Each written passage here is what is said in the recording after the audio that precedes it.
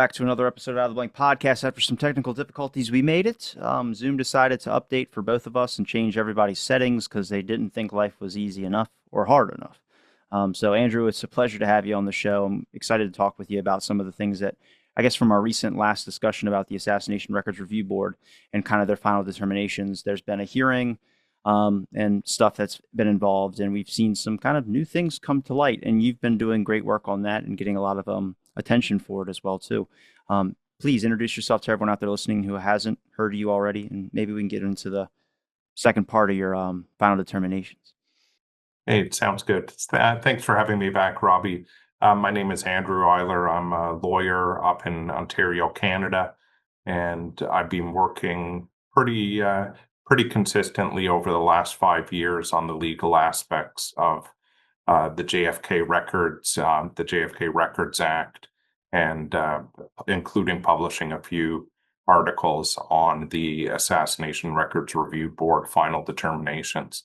So that's really what I've continued to be up to. But you're right, there's actually amazingly a lot of new movement and new ground happening in the JFK case, primarily around the records and the release of the records and the hearings that have been happening over the last 4 or 5 months in Washington, D.C. and Congress. So it's been kind of an amazing time to be involved in all of this. Could you maybe give a summary just for people who haven't caught the other episode about what the final determinations were, and then also lead into kind of what you were able to discover with the final determinations that you kind of wrote in your second part, but just for anyone that hasn't caught your first episode?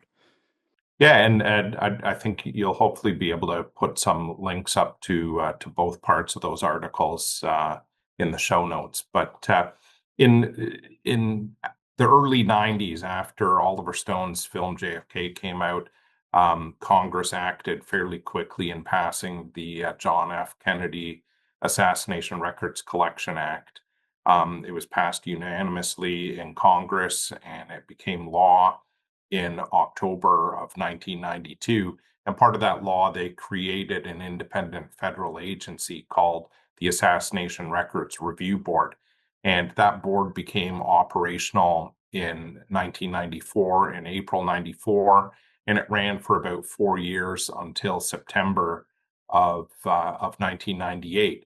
And during that time, pursuant to specific provisions of the Act, this Assassination Records Review Board, or people call it the ARRB, they were tasked with issuing legal orders pertaining to each record and actually each redaction or withholding within a record. And during their 4 years of operation, they issued more than 27,000 final determination notifications, which are, again, final agency orders. And, in part of my research over the last few months, I was able to pull out some documents from the Clinton Presidential Library in Little Rock, Arkansas, that showed that President Clinton actually approved a memorandum of understanding with the ARRB. And this document has never seen the light of day before. It's not saying it's been suppressed, but no one's gone after a copy of this memorandum of understanding and the signing by President Clinton back in 1995. And essentially, the senior legal counsel at the Assassination Records Review Board, Jeremy Gunn, realized that with all the work that the ARRB was doing, they were going to produce tens of thousands of these legal orders. And what the law required is that the president sign off on each order. And the ARRB very quickly realized that the president doesn't have time to review and sign, even if his staff is doing most of the work. The president doesn't have time to deal with this kind of volume of documentation and legal order certification. And so what the ARRB did is they drafted this memorandum of understanding, and it said, well, the president only has to issue a written certification if the president is going to override one of the ARRB's final orders. And if the president is not going to override a final order, then his silence after 30 days equal certification approving that final order. And this is something that the ARRB certainly looked at back in the 1990s, but it's kind of been forgotten over the last 30 years. And what we now have, because President Clinton didn't actually certify in writing or override any ARRB order, all 30,000 of those orders have become final, binding, and enforceable agency final orders dictating how the records are supposed to be periodically reviewed and released over time. And the sad fact is that these orders were given to the National Archives, and the National Archivist had a legal duty to implement these orders and enforce these orders. And based on the research that I've done, and a couple of other researchers have worked with me on, we found about 450 of these ARRB final determinations. And what the records show is that the archivist and the archives never really enforced these legal orders, and these legal orders themselves have basically been sitting at the archives. They're unsearchable. They haven't been publicly released en masse. And really, they should have governed how the archivist and the archives handled these records since between 1994 and 1998. It's extremely disappointing to realize that so much effort and time and taxpayer funding went into running the ARRB, and the apex legal decisions that they issued between 1994 and 1998 kind of got buried and completely ignored over the last 30 years. And I'll tell you, Robbie, the one thing that's in the second article that I published on Kennedy's and King, I've shown an actual example of the final determination for a CIA record that was ordered released by the ARRB in January of 2001, but it continued to be withheld past until March of 2025. So this is really problematic. And the fact that the orders themselves haven't been made available to the public, despite the JFK Records Act saying that these are supposed to be public and they are the binding and enforceable part of the ARRB's work. This is something that Congress really needs to look at. I have a part of your article right here where it says a detailed review of the 450 ARRB final determinations obtained at the National Archives in November 2024 shows that the ARRB issued a large number of final determinations in 1996, ordering records released in full by January 2006. The Associated Assassination Records clearly show that despite being ordered released in full in January 2006, the records remained withheld from public disclosure beyond 2017, with a small number of records continuing to be withheld from public disclosure until 2025. Then you wrote under it, says, an unambiguous example of such unlawful withholding of the release of the assassination record is demonstrated by Assassination Record RIF number 104 10016 10021. The CIA secret record, dated December 1963 from Melbourne and addressed to the Director of Central Intelligence, was ordered to be fully released by January 2006 in the ARRB's final determination, dated April 18, 1996. What would I say would be the importance of that document that you're specifically talking about there? Because I think people need to understand the gravity. Like when they think, like everyone always says, there's going to be nothing burgers in the documents, and like what's the point of accessing or wanting the documents? And I think that there's still a lot of things that are putting pieces together that are really important. I've come across a couple ARRB files that I thought were pretty crucial, at least when it came to an interview or a kind of like a one-word response about like the Manchester tapes, for instance. Jackie Kennedy in a document states that Jackie Kennedy wants this locked until like 2073. So like again, those are I think your question is kind of bang on. What's in the documents? Well, the fact is that I was only able to obtain 450 ARRB final determinations out of 27,000. So that represents only 2% of the records, or the Assassination Records Review Board final determinations. I've only been able to get less than 2% of those records. So the real problem is how these legal orders have been handled by the National Archives. And we won't know for sure until all the ARRB final determination notifications have been publicly released, what the extent of the withholding of the actual records that they apply to is. And so that's the real problem. I can't tell you from the 450 how important the information that remained withheld for 15, 20 years beyond what was ordered is. That one particular record that you referenced, the RIF number 104, I think ending in 021, that was a record from Australia, and I know that there are a number of records that were withheld that were originated by the CIA from their Melbourne office in Australia, and it has to do usually with intelligence gathered, in this case, by a foreign intelligence service that was shared with the CIA. In this case, I would have to look at the actual record to understand the particular information, but I believe there were names that were withheld in that document, and the nature of the particular intelligence service. I've had Judge Tonheim on my show multiple times, and he's never mentioned the final determination stuff. Was that a shocker for him when you talked to him about it, or if you had the chance to be able to talk to him about it? And also, what did you think of his second hearing appearance?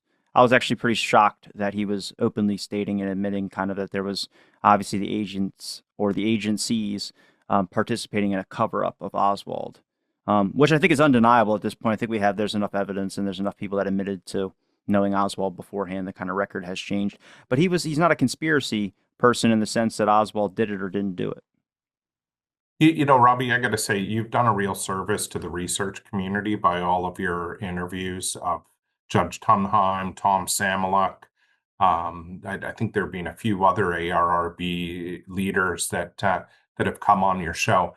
And you know, Judge Tonheim has mentioned the final determinations. I think in the second last or the last show that you had him on, you questioned him on the final determinations. And that was your work. I just saw it and I asked him about it. So yeah, no, and he confirmed both to you and to Congress when he testified on May 20th that the ARRB did in fact issue 27,000 final determinations with respect to the postponements that were sought by the various agencies. His testimony on May 20th was actually quite spectacular. I thought he went much further than he has in the past. I mean, a couple of things that he did say.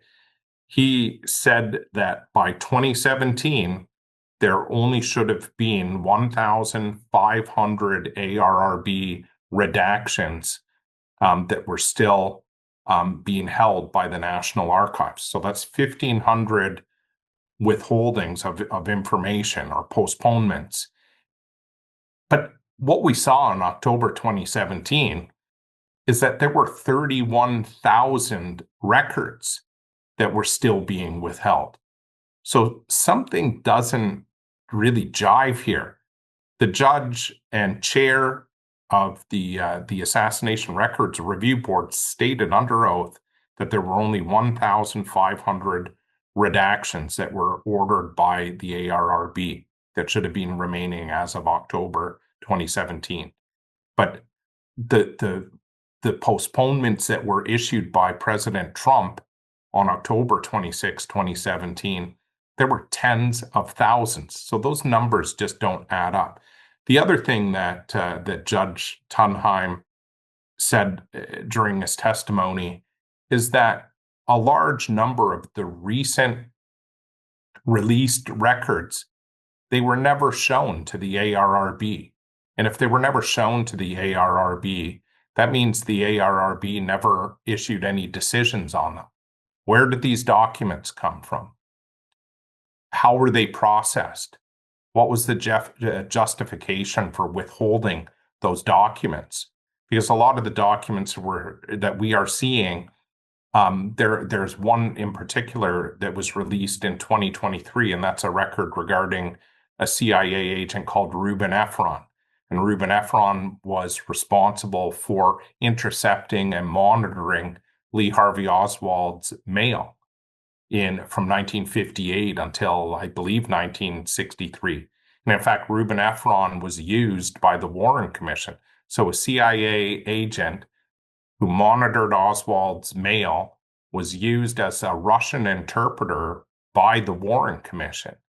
And no one knew that this was the case until 2023. Well, the metadata in the Reuben Efron records show that those records probably weren't turned over to the National Archives until after the ARRB had terminated its operations. So the ARRB never saw this information. Who made the decision to withhold this document until 2023 when Reuben Efron died in 1993? I mean, these are the kind of answers that we need Congress to really take the National Archives leadership that was in place during this time. They need to ask them some serious questions about where did all these tens of thousands of records come from, and how were they handled? How were decisions made to either withhold information or release them to the public? Because it's really not clear what has happened.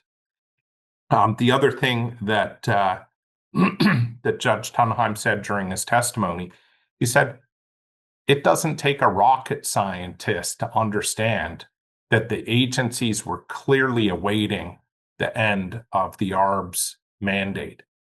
And this was a tactic and a strategy that especially the CIA used to avoid the review of the ARRB of many of its documents. And my colleague and co-author of JFK Chokeholds, Mark Adamczyk, has written quite a brilliant letter to Representative Luna and the task force regarding what's becoming clear is evidence that especially the CIA, but also other agencies, moved to circumvent the JFK Records Act.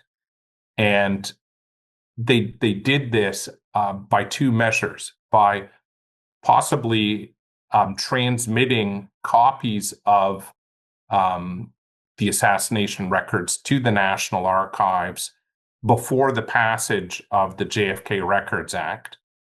And this strategy is actually outlined in a February 1992 secret CIA memo that was only released in 2021. And what this memo basically does, in 23 pages, it sets out a strategy on how to maintain classification over assassination records just in case Congress passes legislation to release the records. And I mean, your viewers should actually click on this memo. I've provided you with a copy of the archives document. This one? And yeah, it's that one. It's very, very interesting. It's worth reading, not only just for the CIA strategy on how to circumvent the JFK Act. The fact is, though, Robbie, this was requested. This memo was requested in January of 1992. This is weeks after Oliver Stone's JFK film came out. The CIA was in damage control mode here when they tasked their senior historical records employee to come up with a strategy to deal with the potential fallout of legislation to release the records. That's what sparked this. And what's even more amazing, so again, this was a February 1992 secret CIA memo. What's even more amazing is that 8 months later, the JFK Records Act was actually passed. And in the JFK Records Act, there's a section 5D3. And section 5D3 essentially says that any records that were transmitted to the National Archives prior to the passage of the JFK Records Act don't necessarily need to have a RIF number attached to them, and they don't need to go through ARRB review. I mean, it's just amazing that this CIA memo 8 months before says we got to quickly hurry all of these CIA, HSCA documents. There's 64 boxes of them. We got to ship them over to the National Archives immediately. And then 8 months later, there's a carve-out section of the JFK Records Act that covers records transmitted to the archives before the JFK Act was passed. So this memo is fascinating for so many different reasons, and it's worth your viewers and you taking a good close look at. I just This want to was read excellent. this one part here where it says organization. It says the collection is arranged haphazardly, having been gathered in response to a series of HSCA and, in the case of the Oswald 201 file, Warren Commission requests. Although portions of the collection are organized by a variety of systems, there is no overall intellectual control of the entire body of records. We found 15 indexes to the collection, none of which is adequate for control or retrieval. And then it says sensitivity. Although the collection is almost entirely at secret or lower classification, there is a scattering of top secret and code word documentation. Materials were considered, or should be considered, especially sensitive, more for privacy than national security reasons, including the 201 files, phone taps, mail intercepts, security files, photo surveillance, names of sources, watch lists, and MH chaos documentation. Chaos is like a really big government program. A lot of the people that are in the conspiracy or the deep political stuff, they really like mentioning that one because it was kind of like a crazy program, much like Operation Northwoods is. So I think that's very interesting that when those files are the ones being mentioned, I think it sparks up curiosity to, they're even saying in here Oswald file, example files on David Atlee Phillips, Martin Luther King, and Clay Shaw. I mean, if you've been to, and I've been doing a lot recently, is been going through the what do you call it? The LBJ library for audio. And there are so many documents and recordings and things that are not released yet, still part of the JFK Assassination Collection, that have been online and waiting to be transferred or waiting to be put in a clip format. I mean, there's microfilms of Howard Hunt.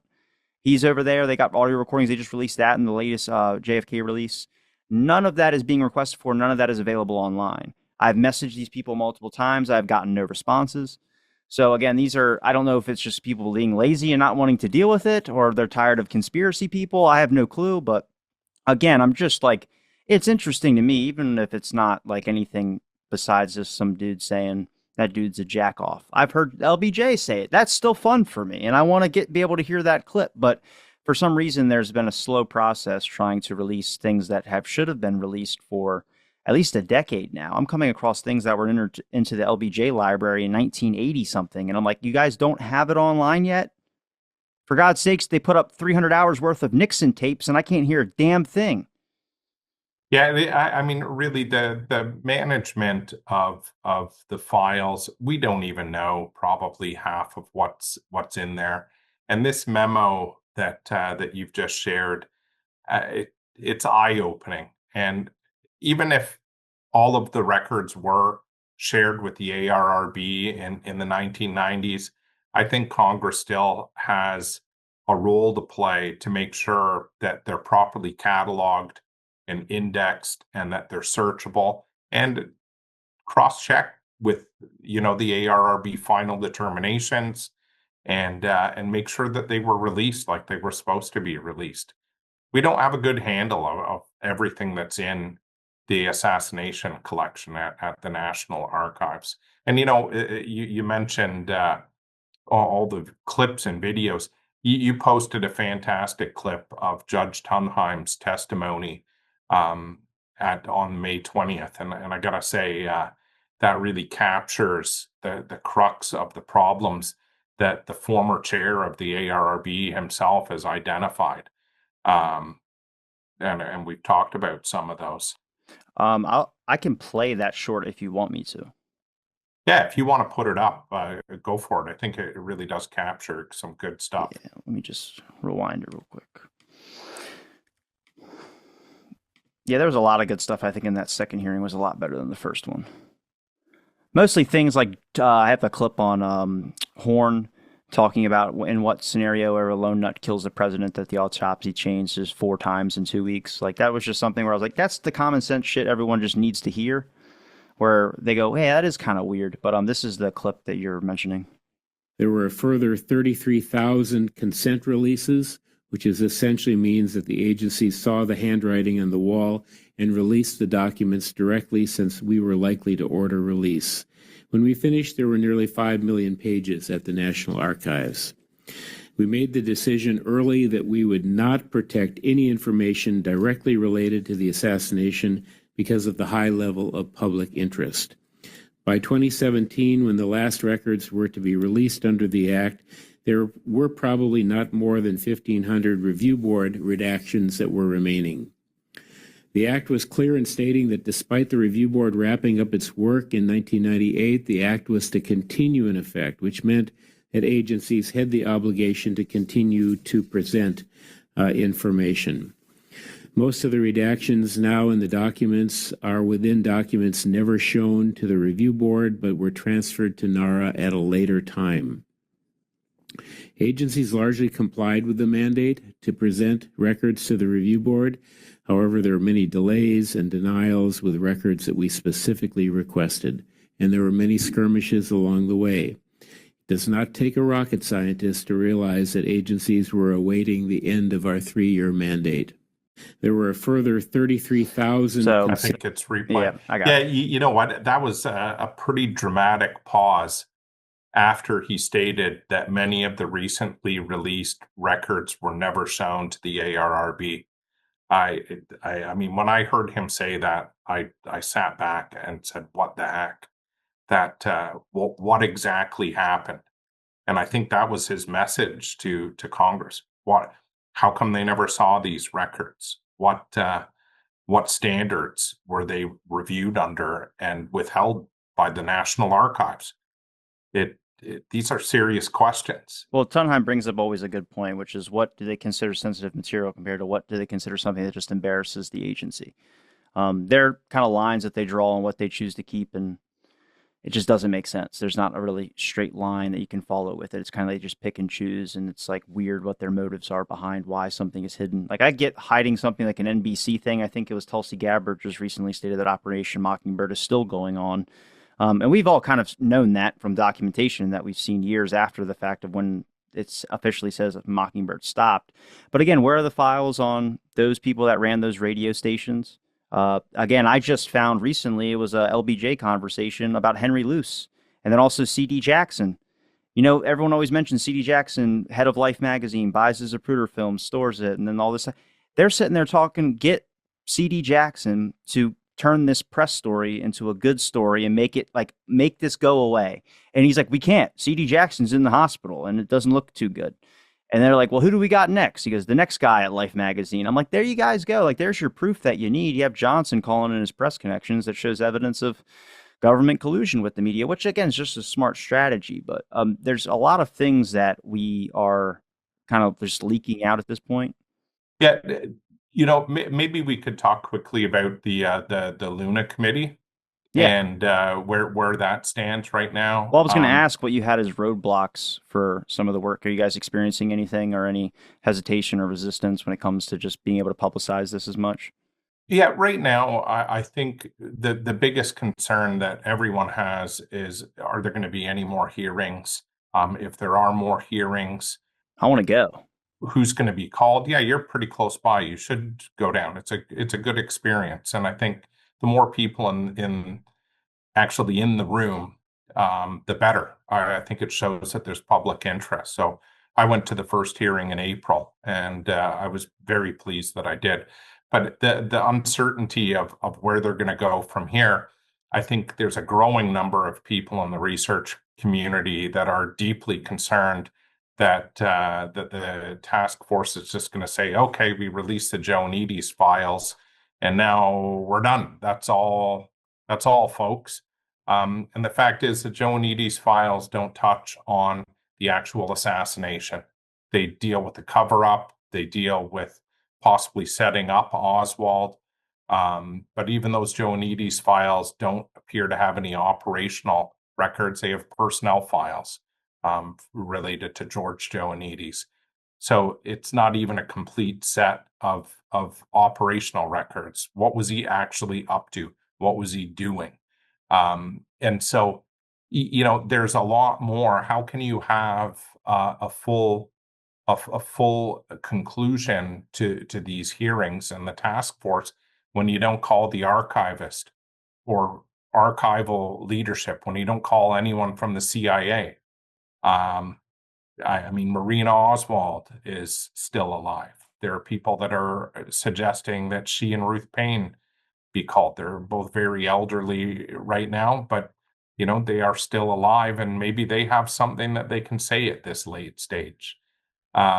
So to say that the job is done now that just the Joannides files have been released it's pretty poor performance for the research community and for Americans that want to know what actually happened with respect to the assassination. So I know Representative Eric Burleson, he put out a letter. I've sent you a link to his article actually in the Daily Signal. It's an excellent article by Representative Burleson.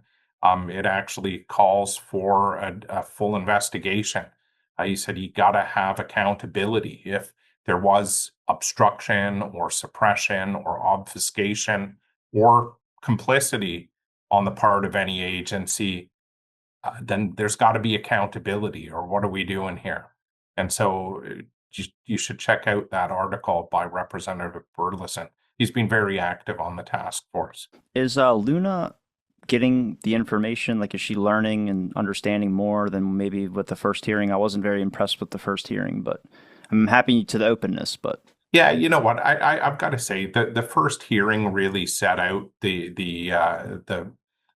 big picture problems that the task force was hopefully going to drill down on.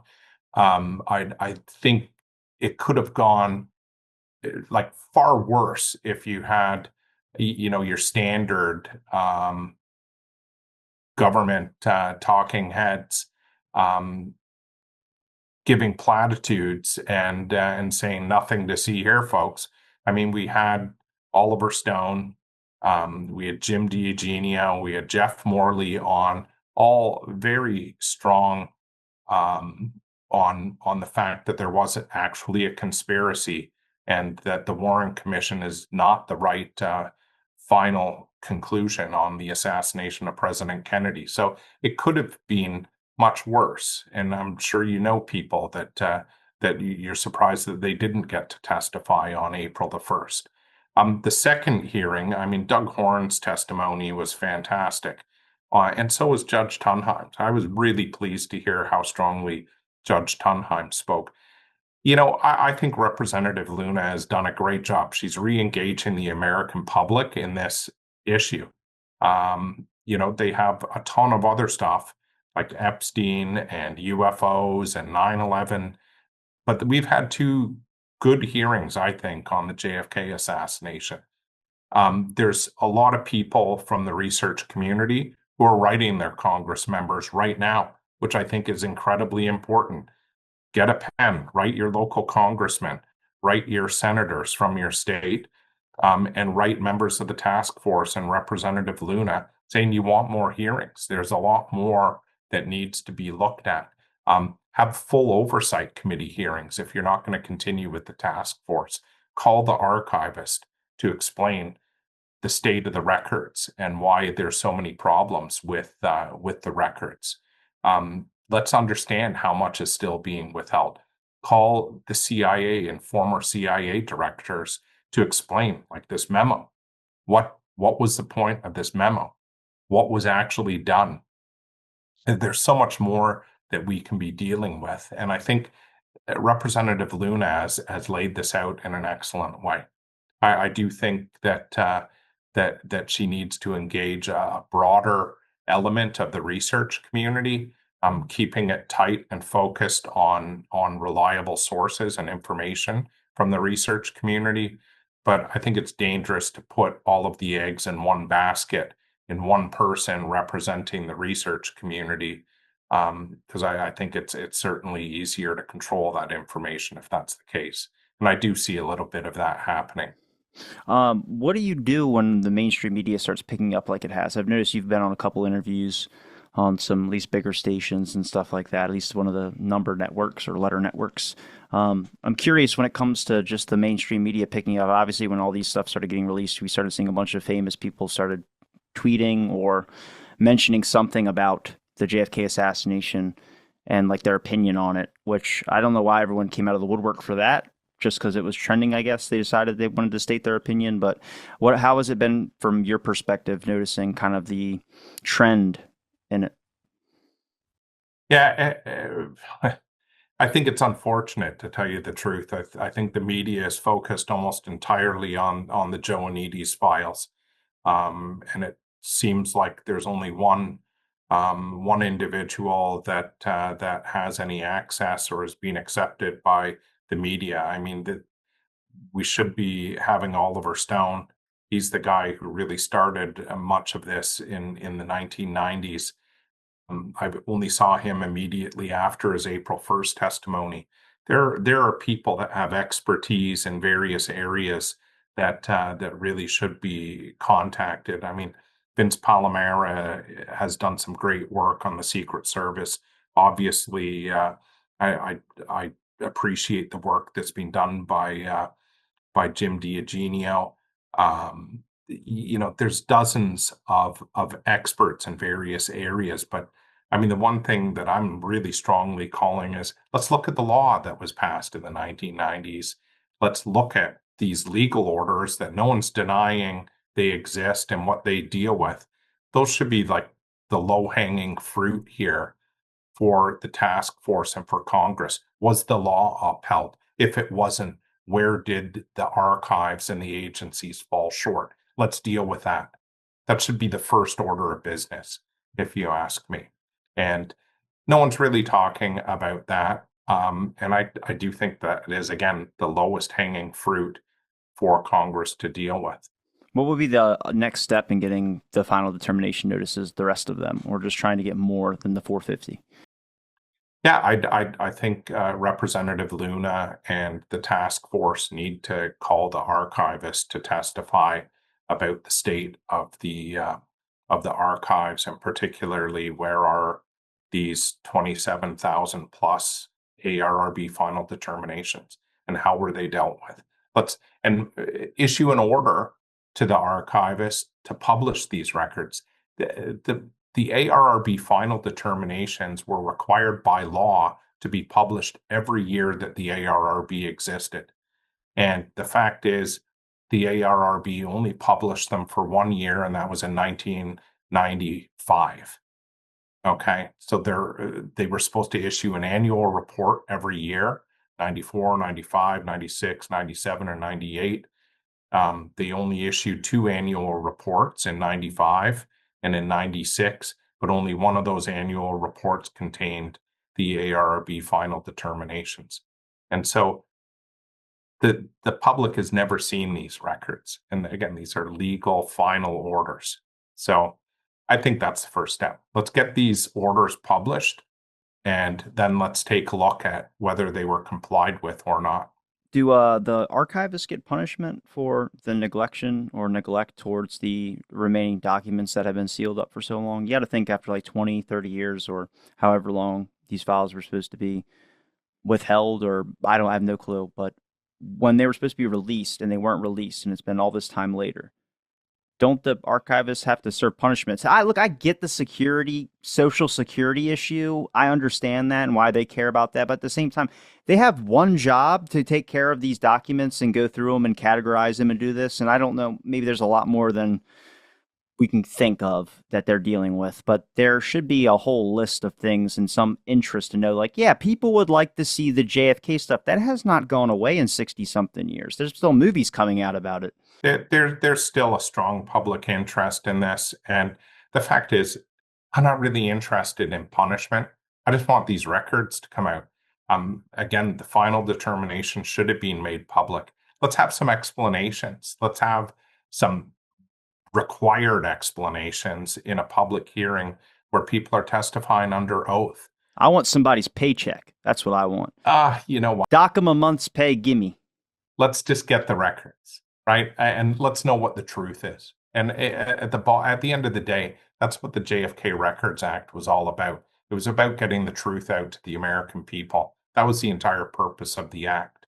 And, you know, I do have to say, I'm going to have to wrap it up shortly, but, you know, my co-author, Paul Blow, has published a number of surveys, and he just did a survey in the last 2 weeks, and it was about the perception in the research community on how the Luna Task Force and Congress has been handling the JFK records. And it's a pretty cool survey. It's on our website, jfkchokeholds.com.